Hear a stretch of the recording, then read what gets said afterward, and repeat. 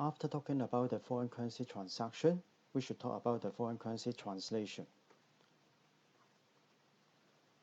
Same as the foreign currency transaction, so the first thing that we have to do for the foreign currency translation is we have to determine the functional currency of each entity. Remember, the parent has its own functional currency, the subsidiary, the associate, each of them will have its own functional currency.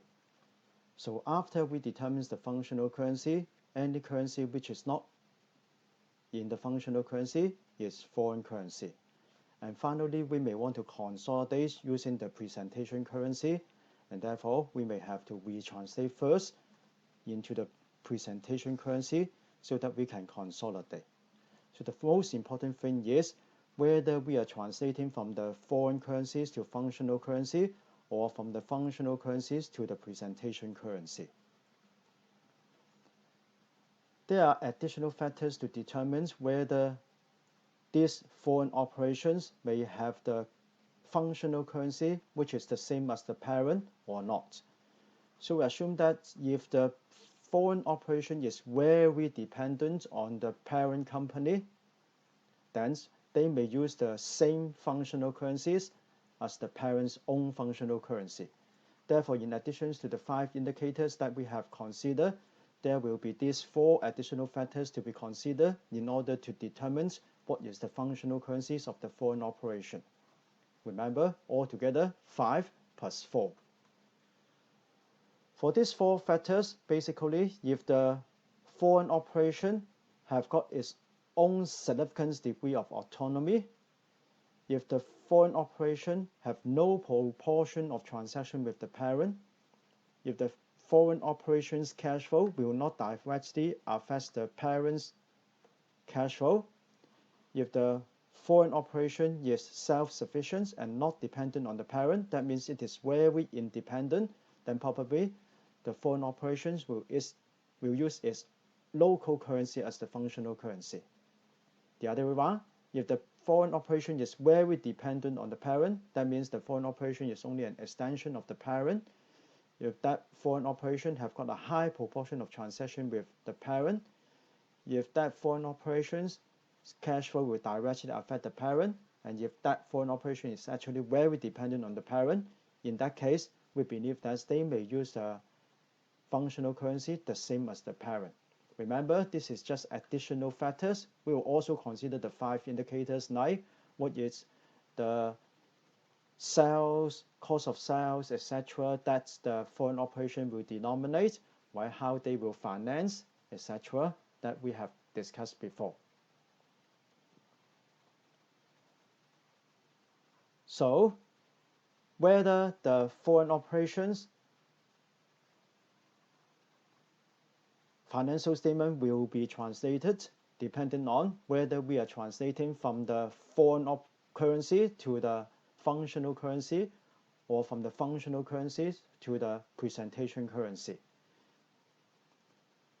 If that foreign operation has got a functional currency which is either a local currency or the third currency, if that is the case, when we translate the financial statement of that foreign operations, we are translating from the functional currencies to the presentation currency. In that case, we will basically use the closing rate. The other way around, if the functional currencies of that foreign operation is the same as the parent, when we translate the financial statements, we are translating from the foreign currency to the functional currency. If that is the case, it is very similar to the foreign currency transaction, and therefore we will use the so-called tempo method. What does that mean? That means if the financial statements that we obtain from the foreign operation, right, if they have got a functional currency which is the local currency, and therefore when we translate the financial statements, we are translating from their functional currencies into the presentation currency. If this is the case, all assets and liability will be translated using closing rate, and therefore any exchange difference goes to translation reserve. The other way around, if we are translating from the foreign currencies to the functional currency, Then this is very similar to the foreign currency transaction, and therefore any exchange difference will go to profit and loss. And we'll use the exchange rate at the day of the transaction as far as possible, because this is the exchange rate that we use for foreign currency transaction as well. Let's see a summary here. So therefore, if we are using the so-called closing rate method, all the assets and liability will be translated using the closing rate. And the exchange difference goes to translation reserve. If this is a translation from the foreign currencies to the functional currency, we use the so-called temporal method. And therefore, it is similar to a foreign currency transaction. In that sense, if this is a monetary asset, we use the most updated way at the balance sheet day, which is the closing rate. If this is a non-monetary asset or liability, which we kept at historical cost, we will use the historical exchange rate. That means the exchange rate at the day of the transaction. If we have got a new fair value for these non-monetary items, we'll use the exchange rate at the day when we give them this new fair value. This is for assets and liability. Under the temporal method, just like the foreign currency transaction, and the exchange difference goes to profit and loss.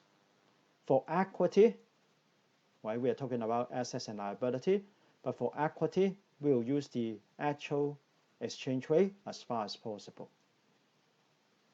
That was for assets, liability, and equity. And for income statement item, profit and loss item, for temporal method, we will use the actual exchange rate as far as possible. For cost of goods sold, we will use the historical way for the original purchase of inventory, right? So therefore, we will use the actual exchange rate, at least for all the inventory, so as to match with the closing inventory. If you can still remember, for non-monetary asset, you will use the exchange rate at the day of the transaction, and therefore, in order to match with the opening and closing inventory, you have to use the actual exchange rate at the day of your purchase of the inventory. For depreciation, amortization, etc., also you will follow the historical exchange rate of the underlying asset. Depreciation is for property, plant, and equipment, so therefore you will use exchange rate the same as the exchange rate for you to acquire those property, plant, and equipment. Amortization is for those intangible assets, so also you use the historical actual exchange rate at the day of the transaction. This is for temporal method. We use the actual exchange rate as far as possible, but you may have too many sales, purchase, expenses, and we may assume that sales, purchase, expenses, etc., they may occur evenly throughout the year. So therefore, if you have got so many transactions, you may use the average rate to approximate. For closing rate method, if there are not too many transactions, you may also use the actual exchange rate. But if you have got many transactions, you can see that for closing rate method, all assets and liability will simply use the closing rate. So therefore, for closing rate method, all profit and loss item, you may use the average rate to approximate, right? Unless you got only a few transactions. Otherwise, we can assume that it occurred evenly throughout the year, and therefore we may use the average rate to approximate. For dividends, remember, dividend is not income and expense. It's not income and expense. It is not an expense. And therefore, dividend pay should be translated using the actual exchange rate, because it is an appropriation of the equity, right? So therefore, we should use the actual rate. For all equity item, you use the actual exchange rate at the day of the transaction as far as possible. Okay, so after that, we should have an example.